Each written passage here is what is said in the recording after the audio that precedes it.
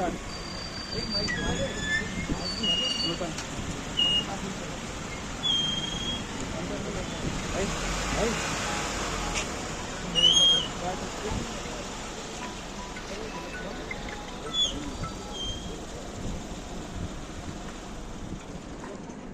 हम सब ने डिसाइड किया था कि सारे टीचर्स जाके एसएससी चेयरमैन साहब से मिलेंगे और बताएंगे कि ऐसे 2024 में इतनी सारी दिक्कतें हुई हैं, क्योंकि कई बार ऐसा लगता है कि ऊपर के लेवल तक चीज़ें पता हैं भी या नहीं। और हम लोग लगभग 12 बजे से इस कोशिश में हैं कि चेयरमैन साहब से मिल पाएँ। उसके बाद पता चला कि वो संसद चले गए, लेट नाइट लौटेंगे, तो हमने कहा लेट नाइट तक हम इंतजार कर लेते हैं। और हमने देखा यहाँ ऑलरेडी 100 से भी ज़्यादा बच्चे आए हुए हैं और हर दिन 100-150 बच्चा आके अपना अपना सवाल पूछ रहा है।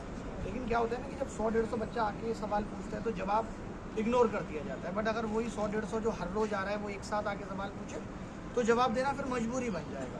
अभी जो ये टाला जा रहा है कि चेयरमैन साहब आपसे नहीं मिल सकते, अंडर सेक्रेटरी साहब आपसे नहीं मिल सकते, ये भी आपसे नहीं मिल सकते, वो चीज़ फिर नहीं होगी। तो हम लोग तो अब इंतजार कर रहे हैं, चेयरमैन साहब 7 बजे आए, 8 बजे आए, 9 बजे आए, हमने तो सोच लिया आप आए हैं तो मिल के ही घर लौटेंगे और जवाब लेकर ही घर लौटेंगे।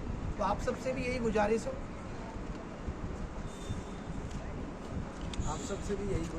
हमारी तरह आप भी इंतजार कीजिएगा, 7-8 बजे तक यहीं रहिएगा।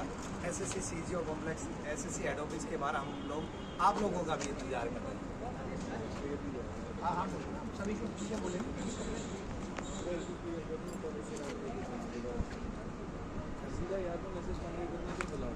हाँ बोलो, बाकी के बच्चे बाकी कोई लाइव तो नहीं है? लाइव तो नहीं है ना? कोई नहीं, कोई दिक्कत नहीं। यहाँ पर बहुत सारे बच्चे ऑलरेडी वेट कर रहे हैं और मैं और बच्चों के भी इंतजार रहेगा जिन जिन का 2024 का भी इश्यू है, साथ में 2025-26 के लिए जो रिफॉर्म्स चाहते हैं। और बहुत सारे रिफॉर्म्स हमने दिए भी हैं और वो रिफॉर्म्स के लिए आप लोग अपनी डिमांड रखोगे, क्योंकि आपकी डिमांड है, ये बच्चों की डिमांड है, बच्चों का मुद्दा है।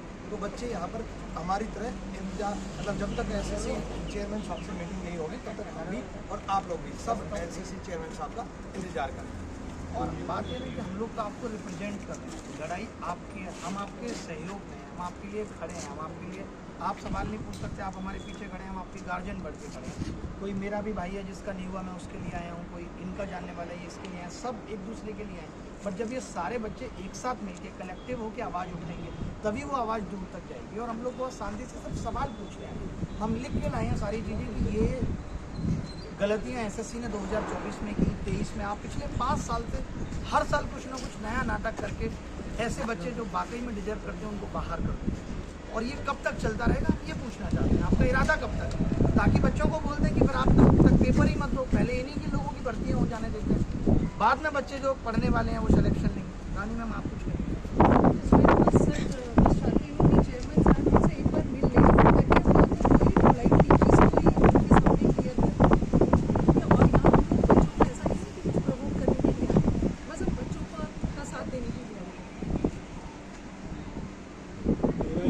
देखो जनरली स्टूडेंट को ना बड़ा इजी होता है यूट्यूब के नीचे कमेंट कर देना, टीचर साथ नहीं रहते, टीचर साथ नहीं रहते।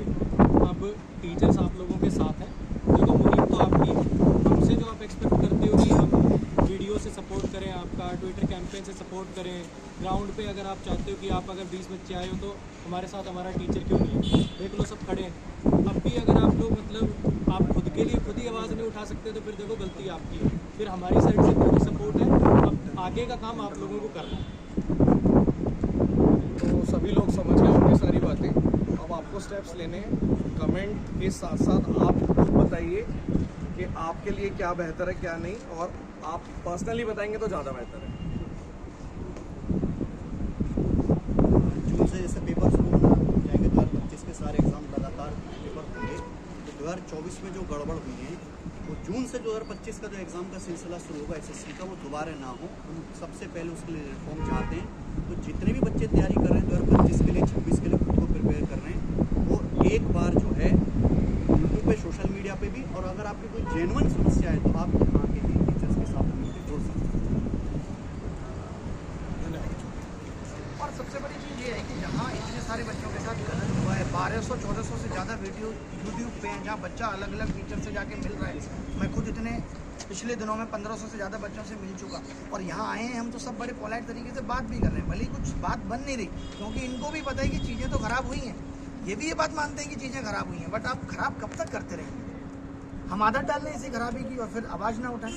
तो आवाज़ जब अब उठ गई है तो अब हम सांस तभी लेंगे जब ये सब चीज़ें ठीक हो जाएंगी। हमें ये लिखित में वेबसाइट पे नोटिस आ जाएगा कि भाई हम 2024 के रिजल्ट को भी एक कमेटी बना के उसका रिव्यू कर रहे हैं कि किस तरीके से उसको ठीक किया जा सकता है। सोचिए ऐसे ऐसे लोग यहाँ खड़े हैं, बच्चा खड़ा है, इसकी 344 नंबर है, रॉ स्कोर है इसका 344, AIR 96 दिखा रहा था इसकी कौन सी वेबसाइट पर, रैंक मित्रा, और आज इसको कोई जॉब नहीं मिली है, कोई नौकरी नहीं मिली है।